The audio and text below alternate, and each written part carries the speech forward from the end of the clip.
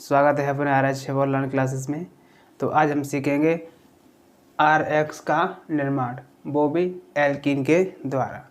ठीक है, इसकी जो कल वीडियो आई थी उसमें हमने एल्केन द्वारा RX का निर्माण बनवाया था। ठीक है, और आज हम सीखेंगे एल्कीन द्वारा RX का निर्माण कैसे बनाया जा सकता है। ठीक है, आज जो भी रिएक्शन पढ़ेंगे उसकी हम क्रियाविधि भी देखेंगे और समझेंगे वो रिएक्शन होती कैसी है। ठीक है, जैसे कोई रिएक्शन होती है, उस रिएक्शन होने के पीछे उसकी एक लॉजिक होता है। ठीक है, उस लॉजिक को भी हम साथ ही साथ समझेंगे। ठीक है, तो आज की क्लास बहुत शानदार होने वाली है।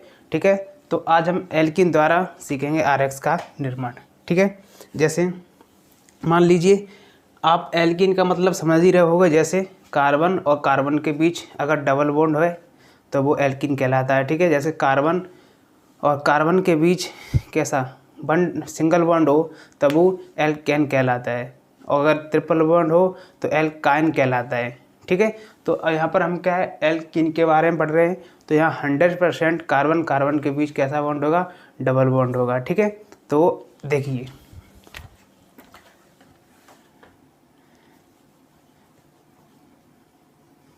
RCH2CH double bond CH3 plus HX। ठीक है, R मतलब कोई और कार्बन, यहाँ पर कहीं पर तुम्हें R दिख जाए, ठीक है, उसका मतलब होता है कार्बन। ठीक है, और यहाँ पर कहीं भी आपको X दिख जाए, X4 क्या है यहाँ पर, फ्लोरीन, क्लोरीन, ब्रोमीन, आयोडीन, मतलब हेलोजन परिवार के तत्व हैं। ठीक है, और जहाँ R दिख जाए वहाँ का मतलब है कार्बन, जहाँ R है वहाँ पर क्या होगी, कार्बन होगी। ठीक है, तो हम क्या करेंगे एल्कीन, एल्कीन मतलब कार्बन कार्बन के बीच डबल बॉन्ड होगा यहाँ पर।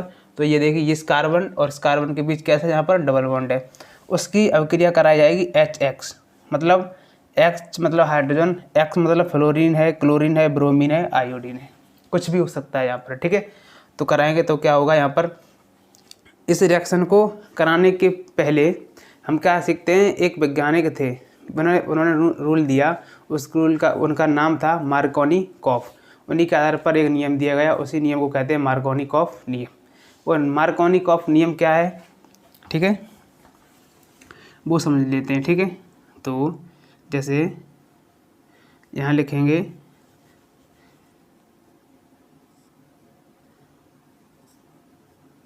मार्कोनिकॉफ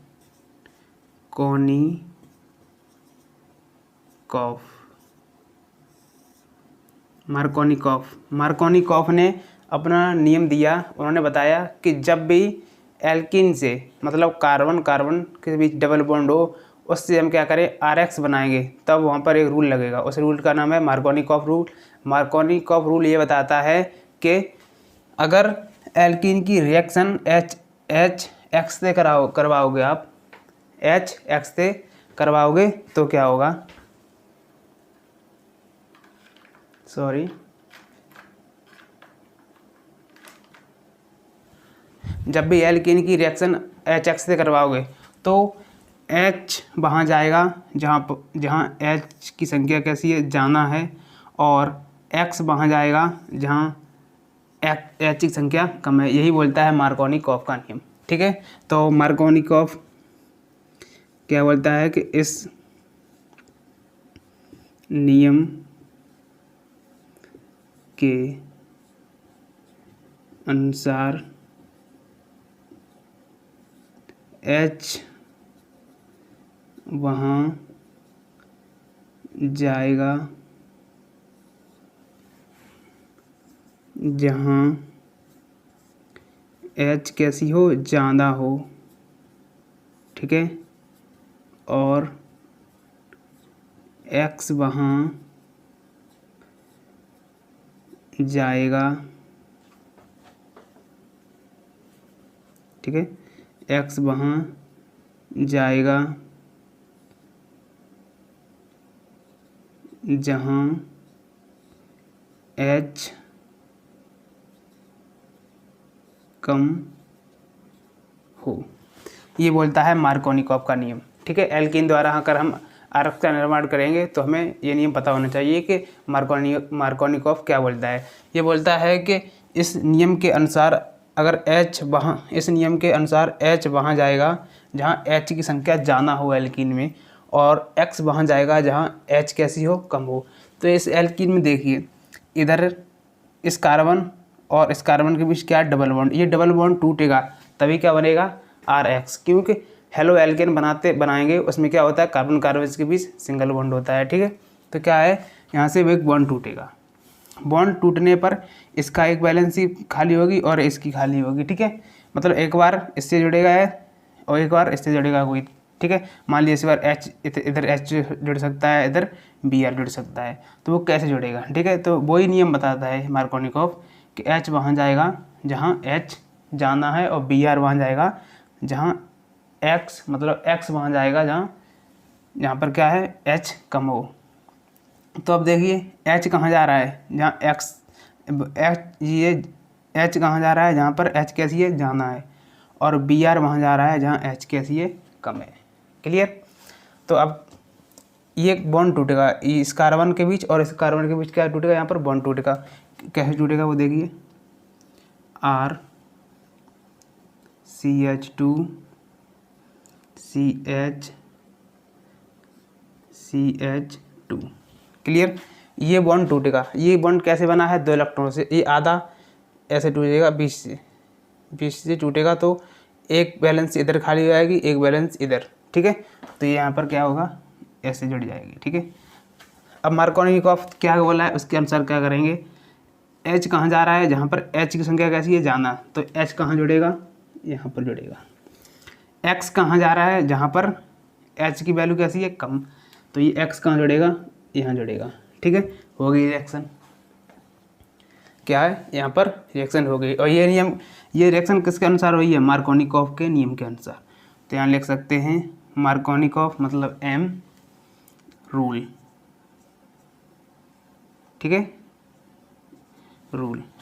समझ में आई ये रिएक्शन कैसे हुई, क्लियर।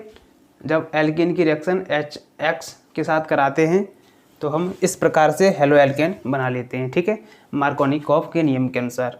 और अगर क्या है, अगर इसी रिएक्शन को कराते समय हम कोई पेरोक्साइड साथ में ले लें, क्या कोई पेरोक्साइड ले लें, तो क्या होगा रिएक्शन में, ठीक है। तब क्या होगा, अगर पेरोक्साइड ले लेंगे तो प्रति-मार्कोनिकॉफ का नियम लगेगा। कौन सा, प्रति-मार्कोनिकॉफ का नियम, उसे समझे, वो क्या है, प्रति-मार्कोनिकॉफ ये नियम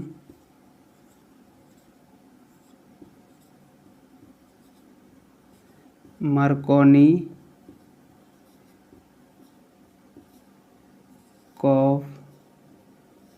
का उल्टा है। प्रति मतलब उल्टा ही होता है ना, तो प्रति मार्कोनिकॉफ क्या कहेगा कि ये नियम मार्कोनिकॉफ का उल्टा है। मतलब जहाँ पर H लग रहा था अब वहाँ पर क्या लगेगा, Br, जहाँ Br लग रहा था वहाँ क्या लगेगा, H।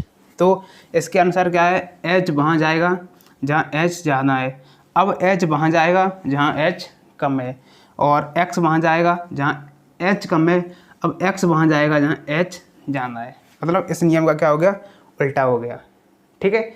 यहाँ पेरोक्साइड वो जब क्या करें, इसी रिएक्शन में कोई पेरोक्साइड साथ में ले लें, ठीक है। इस रिएक्शन का एक वो देख लीजिए उदाहरण, ठीक है। एग्जाम्पल क्या बनेगा, CH2 double bond CH2 plus HBr, ठीक है, करवाइए, ठीक है। जब हम सिंपल मार्कोनिकॉफ का नियम लगाएं तब यहाँ पर जहाँ HX है, X के जगह हम फ्लोरीन, क्लोरीन, ब्रोमीन, आयोडीन कुछ भी ले सकते, लेकिन यहाँ पर हम अगर कोई पेरोक्साइड साथ में ले लें तो सिर्फ 100% HBr ही काम में आएगा। क्या आएगा, HBr ही काम में आएगा। तो हम सिंपल ले रहे हैं यहाँ पर अभी मार्कोनिकॉफ का नियम, क्लियर। तो आपको पता ही है कि मार्कोनिकॉफ क्या बोलता है कि H वहाँ जाएगा जहाँ H की संख्या ज़्यादा है और Br वहाँ जाएगा जहाँ H की संख्या कम है। तो ये इससे कनेक्ट हो जाएगा और ये इससे कनेक्ट हो जाएगा।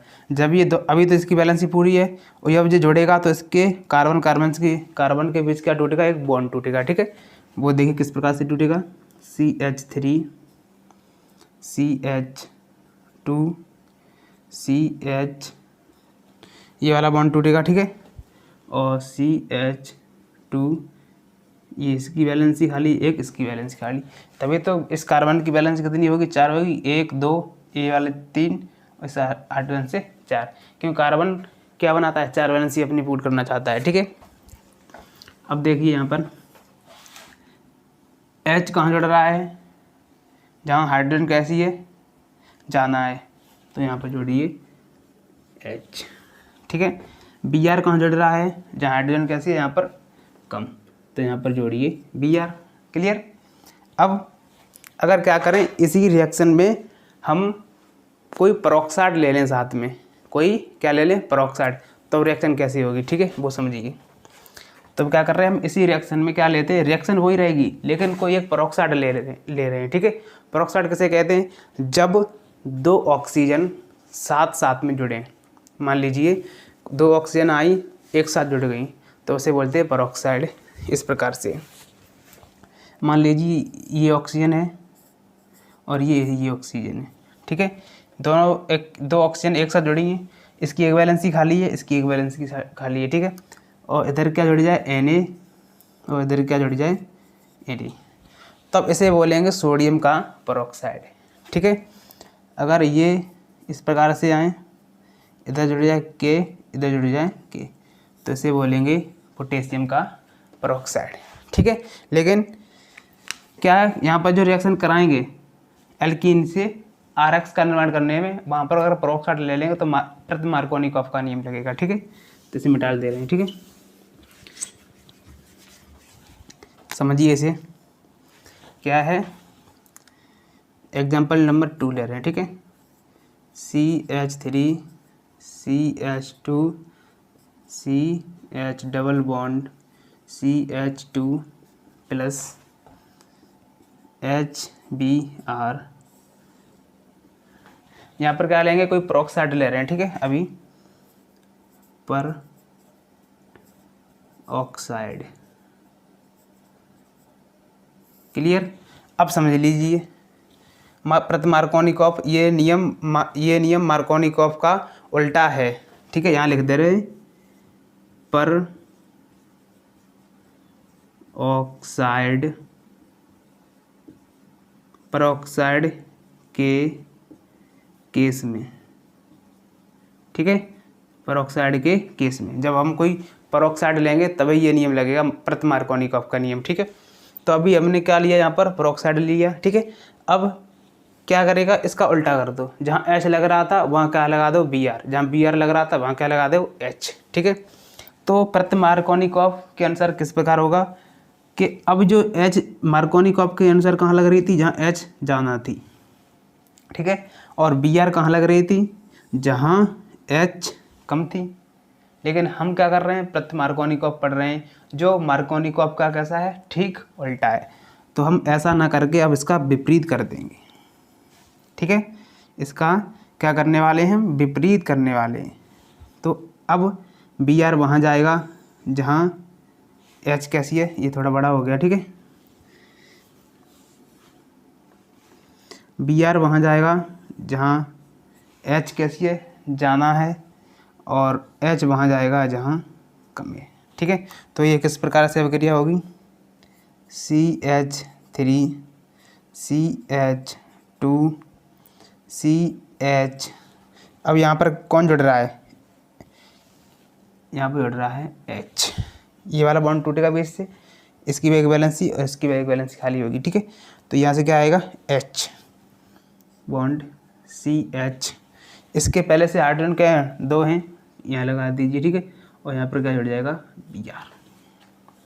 ये है क्या, पेरोक्साइड के रूप में जब हम एल्कीन द्वारा RX का निर्माण करेंगे। RX मतलब कार्बन कार्बन हाइड्रोकार्बन में हाइड्रोकार्बन की ऐसी चेन हो, ठीक है, उसमें से क्या करें हम हाइड्रोजन को निकाल दें और क्या लगा दें उस स्थान पर हैलोजन परिवार का कुछ सदस्य लगा दें, तो बनने वाले हाइड्राइड को बोलते हैं हम बनने वाले हाइड्राइड को बोलते हैं RX, ठीक है, मतलब हेलो एल्केन, ठीक है।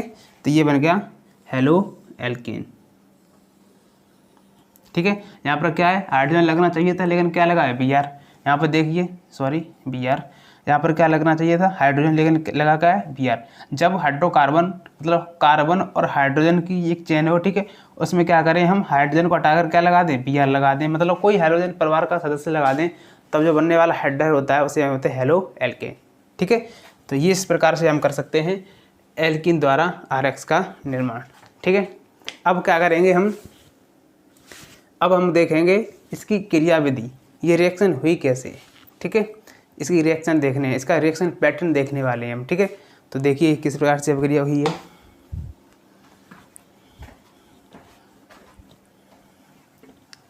तो इसे मिटा दे रहे, ये नोट कर लेना, सभी नियम साथ ही साथ नोट करते जाएं।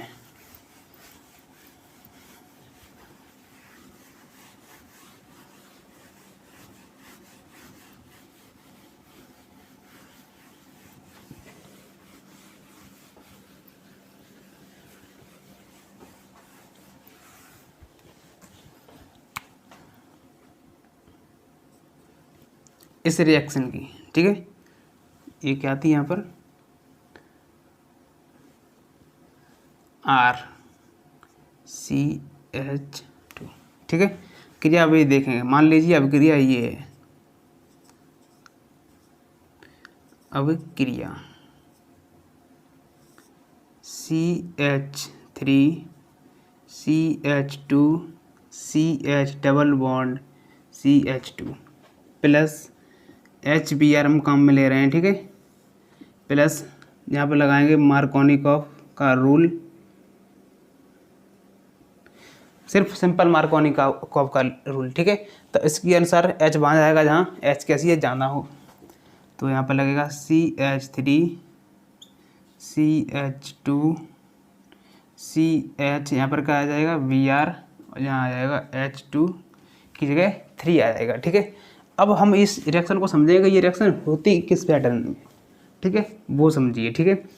तो क्या होगा, सबसे पहले क्या आने वाला है यहाँ पर HBr, H और Br आएगा इस प्रकार से, H और Br के बीच बॉन्ड टूटेगा बीच से, तो यहाँ से बनेगा H प्लस Br नेगेटिव, ऐसा ना तो समझ गए ही होगे, ठीक है, कि जब H और Br के बीच बॉन्ड टूटेगा बीच से तो H प्लस बनेगा Br नेगेटिव बनेगा, ठीक है, ये बनेगा। अब क्या होगा, इसके बाद हम लेंगे जो तुमने एल्कीन ली है बोलो, ठीक है, दूसरे पद में CH3 CH2 CH double bond CH2 plus ये वाला हाइड्रोजन ले लीजिए, ठीक है, इस प्रकार से।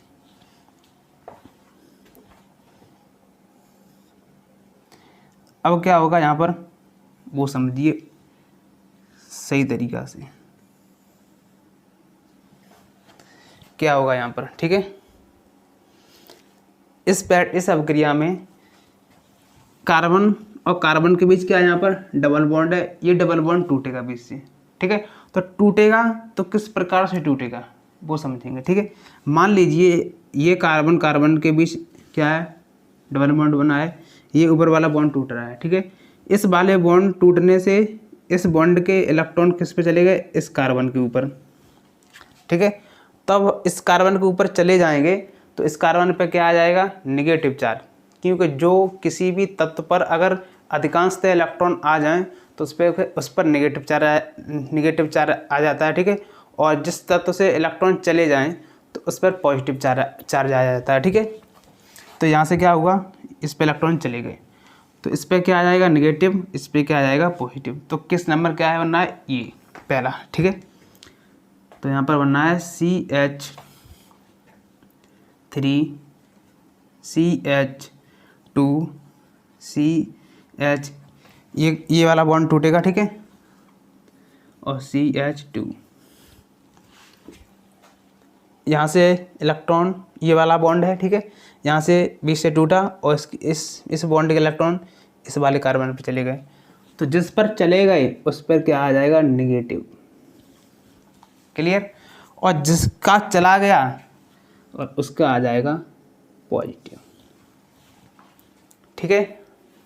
अब क्या हो कि इसी बॉन्ड को टूटे, यही बॉन्ड क्या करे, टूटे और वो इलेक्ट्रॉन चले जाएं इस वाले कार्बन पर। अगर इस वाले कार्बन पर ये इलेक्ट्रॉन आ जाएं तो इस पर क्या आ जाएगा, नेगेटिव चार्ज। इस प्रकार से CH3 CH2 CH negative minus CH, इस पे क्या आ जाएगा, पॉजिटिव। ठीक है। एक बात और नोट कीजिए, अगर किसी तत्व पर नेगेटिव चार्ज है, जहाँ नेगेटिव चार्ज है वहाँ हमेशा 2 इलेक्ट्रॉन उपस्थित हैं। ठीक है।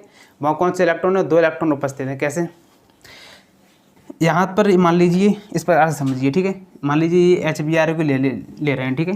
उदाहरण में H और Br, तब क्या है, यहाँ पर बॉन्ड बना है, आपने देखा है जो बॉन्ड बनते हैं सहसंयोजक बॉन्ड बना है। ठीक है। तो क्या किया है, एक हाइड्रोजन ने अपना इलेक्ट्रॉन रखा है, एक Br ने अपना इलेक्ट्रॉन रखा है। तो यहाँ पर क्या है, हाइड्रोजन और Br एक एक इलेक्ट्रॉन रख के क्या बना लिया, इन्होंने अपना बॉन्ड बना लिया। ठीक है। अब क्या करेगा, ये बॉन्ड टूटेगा तो किस प्रकार से टूटेगा, यहाँ पर ब्रोमीन की विद्युत ऋणात्मकता ज़्यादा है हाइड्रोजन से। किसकी, ब्रोमीन की विद्युत ऋणात्मकता किसकी ज़्यादा है, हाइड्रोजन से। अब विद्युत ऋणात्मकता किसे कहते हैं, ये 12th, ये फर्स्ट ईयर का चैप्टर नंबर 3 में पढ़ना पड़ता है। ठीक है, विद्युत ऋणात्मकता के बारे में। फिर भी हम बता देते हैं विद्युत ऋणात्मकता किसे कहते हैं। विद्युत ऋणात्मकता एक गुण है जो किसी दूसरे तत्व से अपनी ओर इलेक्ट्रॉन खींचने को दर्शाता है। ठीक है। ये Br है, इसकी विद्युत ऋणात्मकता कैसी है, जाना है किससे, हाइड्रोजन से। तो क्या करेगा, इसकी विद्युत ऋणात्मकता जाना होने के कारण अब ये हाइड्रोजन से क्या खींच लेगा, इलेक्ट्रॉन खींच लेगा। ठीक है। जब ये इलेक्ट्रॉन खींच लेगा तो इसका इलेक्ट्रॉन किस पर चला जाएगा, Br के ऊपर। हाइड्रोजन के से पास से इलेक्ट्रॉन क्या हो जाएंगे, चले जाएंगे। ठीक है। यहाँ से क्या होगा, इसके इलेक्ट्रॉन किस पर चले जाएंगे, Br पर, तो इस पर क्या आ जाएगा, नेगेटिव। और इस पर इलेक्ट्रॉन इसने दे दिए तो इस पर क्या आ जाएगा, पॉजिटिव। तभी ये HBr होता है, H प्लस Br माइनस में टूटता है। ठीक है। ये कहानी है इसकी। तो अब आपने देखा ये बॉन्ड जो टूटा, ये 2 कंडीशन से टूट सकता है, या तो ये इस बॉन्ड के इलेक्ट्रॉन इस कार्बन पर चले जाएं तो इस पर नेगेटिव, या तो इस पर आ जाएं तो इस पर पॉजिटिव। ठीक है। ठीक है, इसका उल्टा करने पर हमें ये मिल रहा है। ठीक है। अब क्या होगा, ये जो हाइड्रोजन है वो अब इससे जुड़ेगा, क्या इससे जुड़ेगा, ये सबसे इम्पोर्टेंट बात है। ये हाइड्रोजन अब इससे जुड़ेगा, क्या इससे जुड़ेगा, वो कैसे समझेंगे। ठीक है। इसे समझने के लिए आपको आना चाहिए 3 डिग्री, 2 डिग्री और 1 डिग्री कार्बोधनाइन। ठीक है। तो ये कार्बोधनाइन किसे कहते हैं, अगर कार्बन के पीस ऊपर धनावेश है तो उसे बोलते हैं कार्बोधनाइन। ठीक है। कार्बन के ऊपर क्या है, धनावेश है, उसे बोलते हैं कार्बोधनाइन। अगर जिस कार्बन पर धनावेश है और वो कार्बन किसी 3 कार्बन से जुड़ा है, क्लियर, नोट कर दें ये बात, जिस कार्बन पर धनावेश है और वो कार्बन किसी 3 कार्बन से जुड़ा है तो वो कहलाएगा 3 डिग्री कार्बोधनाइन। ठीक है। इस प्रकार से यहाँ देखिए। ठीक है। ये हमने कल भी बताया था। ठीक है। जैसे ये कार्बन है, ये कार्बन अगर 3 इससे ऊपर नीचे इस प्रकार से जुड़ा है, ठीक है, ऊपर भी कार्बन नीचे भी कार्बन, ये कहलाएगा 3 डिग्री।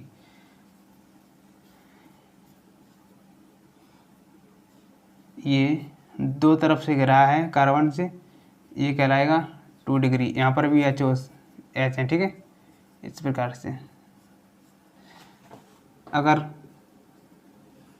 एक कार्बन पर से जुड़ा है तो वो कहलाएगा सॉरी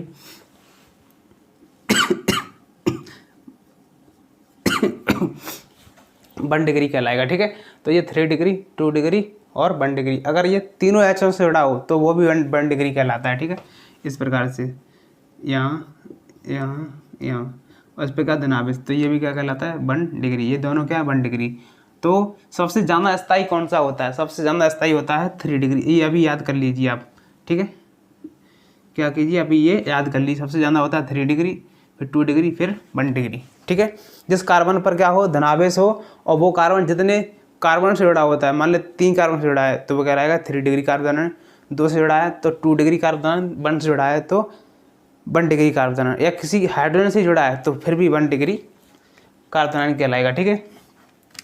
अब क्या देखेंगे, इसे देखो और इसे देखो, ये कार्बन जिस पे क्या धनावेश वो इससे जुड़ा है और इससे जुड़ा है, मतलब ये 2 कार्बनों से जुड़ा है तो ये कहलाएगा 2 डिग्री कार्ब धनायन।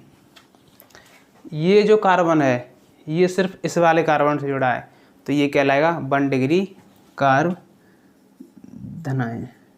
ठीक है। तो अभी मैंने क्या बताया, 3 डिग्री कार्ब धनायन ज़्यादा स्थायी है 2 डिग्री से, 2 डिग्री ज़्यादा स्थायी है 1 डिग्री से। तो यहाँ पर जो ऊपर वाला है वो ज़्यादा स्थायी है, जो ज़्यादा स्थायी है उसे हम मेजर मानेंगे, जो कम स्थायी है उसे माइनर मानेंगे। ठीक है, इसे हम नहीं छोड़ेंगे। ठीक है। अब ये H है वो H कहाँ लग जाएगा, इस वाले में, तो इस पर क्या है H पॉजिटिव, इस पर कोई इलेक्ट्रॉन नहीं है, इसके पास क्या है 2 इलेक्ट्रॉन है, मतलब 1 इलेक्ट्रॉन खुद का है और 1 इलेक्ट्रॉन दूसरे के पास से खींच कर लेके आया है, तो इस पर क्या आ गया निगेटिव है, निगेटिव मतलब 2 इलेक्ट्रॉन है। तो अब क्या करेगा, ये 2 इलेक्ट्रॉन है, 1 इलेक्ट्रॉन इसे दे देगा और 1 इलेक्ट्रॉन से क्या बना लेगा खुद से बॉन्ड, तो यहाँ पर हो जाएगा ये H3 और इस पर ये क्या हो जाएगा, ये चार्ज हट जाएगा। क्लियर। अब क्या करेगा, ये वाला कार्ब धनायन, ये वाला कार्ब धनायन देखेंगे CH3 CH2 CH plus CH3 plus. अब ये वाला कार्ब धनायन क्या करेगा, किसी फिर HBr से अभिक्रिया करेगा, किससे, HBr से। तो यहाँ पर देखिए क्या हो जाएगा। ठीक है,